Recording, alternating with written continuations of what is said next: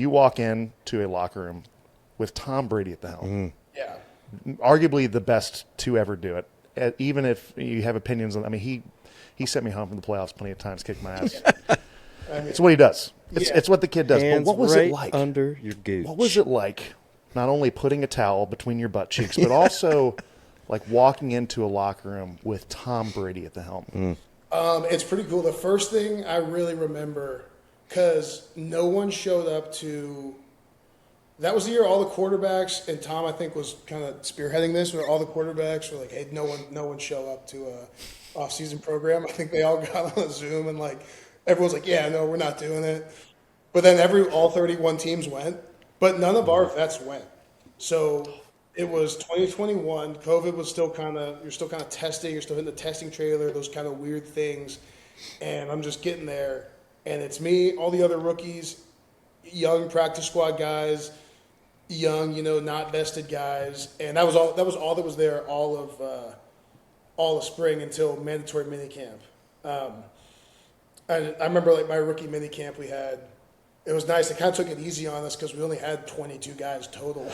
So, Yeah, they're gonna kill you if they don't, dude. Bruce Arians is a notorious 2 fields. Let's roll, let's run a lot. But what I remember is going back to camp. You have that early reporting period for rookies and quarterbacks. And I remember sitting in that meeting, and he came in and having the thought that, man, I'm in my rookie mini camp my rookie camp when he was in my position, I was 1, maybe just born. Like that's pretty surreal.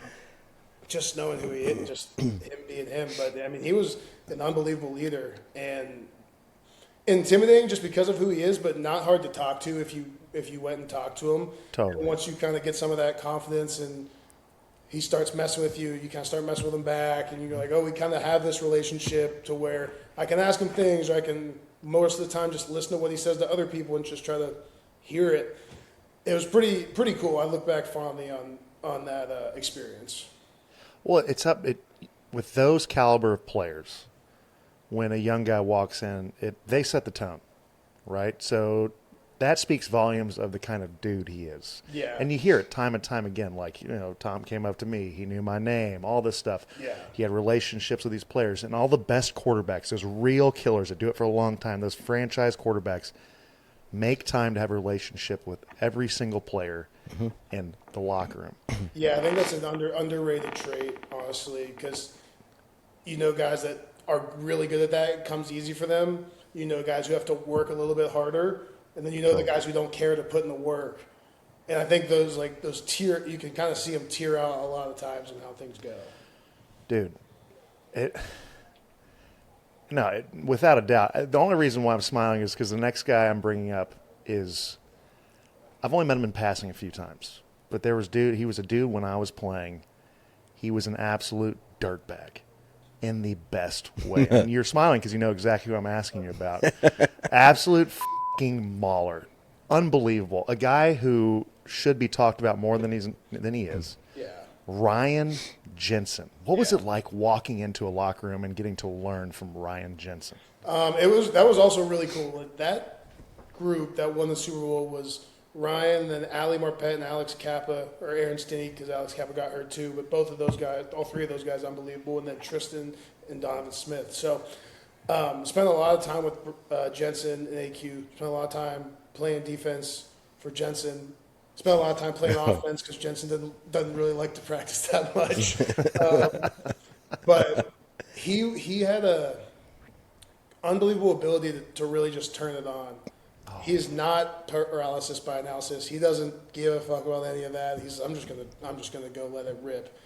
Didn't really see him he didn't take many notes, but knew what he was doing. Cerebral enough to be that guy. It's just, it was cool to watch, but I very quickly learned that's not who I am.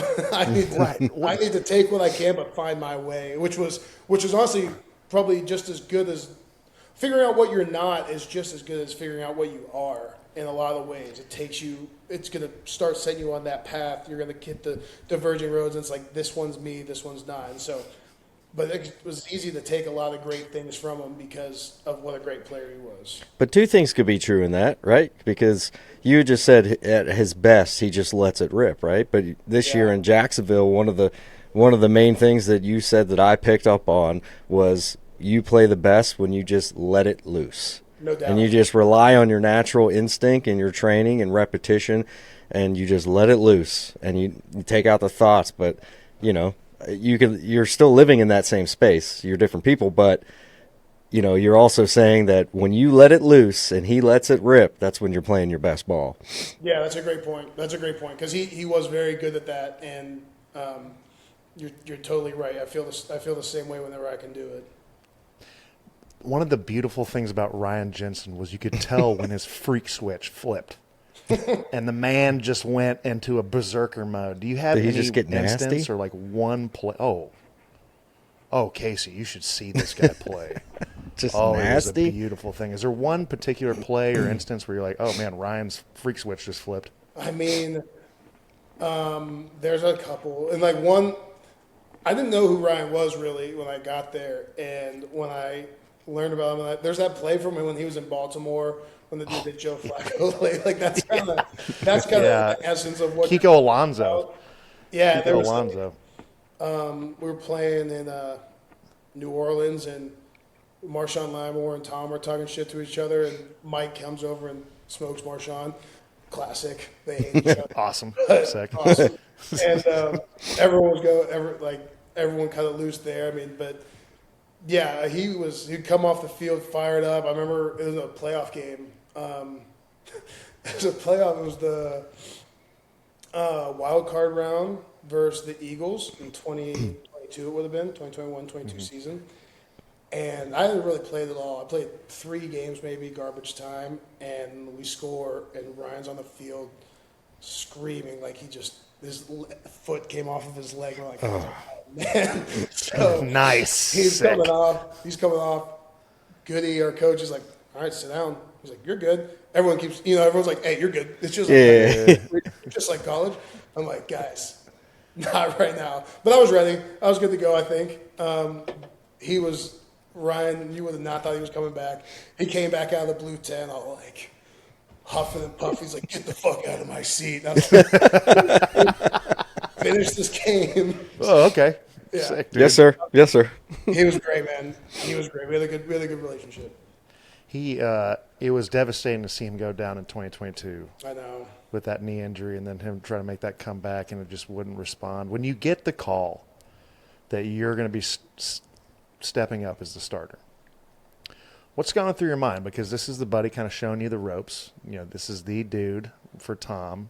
Of course, I'm sure you feel totally capable. I know I know I can do this thing, but now my number is called. I got to be the guy, the in-between for Tom Brady, his center, the guy I got to communicate with.